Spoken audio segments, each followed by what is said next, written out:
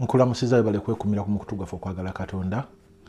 Olwaleero njagala okwogera ku kutambulira mu kukkiriza wabula sebyo amaaso gaffe bye galaba. Omanyi ebiseera ebisinga tulimbibwa nnyo olw'ebyo biba bitwetoolodde, bye tulaba bigenda mu maaso mu nsi, bye tulaba ebiba bikola ki, ebiba bitucyankalanya mikwano gyaffe bye bakola, abantu abatwetoolodde bye batambulirako. Naye leero njagala ogabanako olunyiriri nammwe luva mu kitabo ky'Abakolinso ekyokubiri, olunyiriri lwa essula ya 5 olunyiriri lwa 7 era lugamba bwe luti.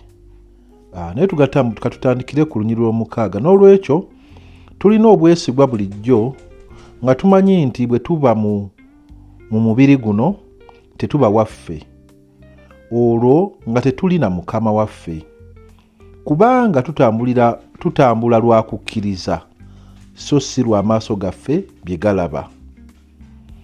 Kubanga tutambula lwa kukkiriza so si lwa maaso gaffe bye galaba. Ebintu bingi nnyo bye tulaba bisobola okutulimbalimba. Osobola okutunira embeera gy'olimu nga mutuufu si nnungi, mbi. Naye olw'okubanga walokoka n'ogamba yiyo Katonda tagiraba, talaba mbeera gye ndimu, lwaki Katonda tannyamba?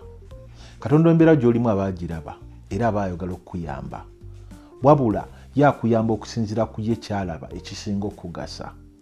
Ekintu ekisinga mu bulamu bw'ensi eno abakristaayo kye balimbiddwa ne beerabira n'okwerabira omugaso gwakyo bwe bulokozi.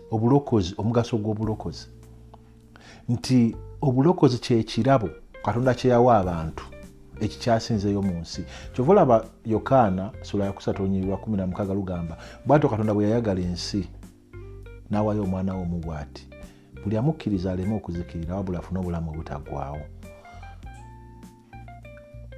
Yesu Kristo kye kirabo ky'olifuna, era bw'akuyamba Katonda n'otegera Yesu Kristo n'amukubikkulira n'okkiriza n'olokoka, kye kirabo ekisinga mu bulamu bw'ensi eno. Ebisigadde byonna ogenda kufa obirekewo kuba bikoma wano.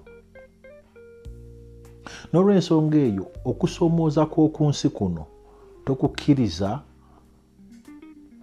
kukyusa birowoozo byo na kutaataaganya, weerabire ate ekisinga obukulu mu bulamu bw'ensi eno okumanya Katonda, okumanya Yesu Kristo, obulokozi okuyita mu mwana wa Katonda Yesu Kristo.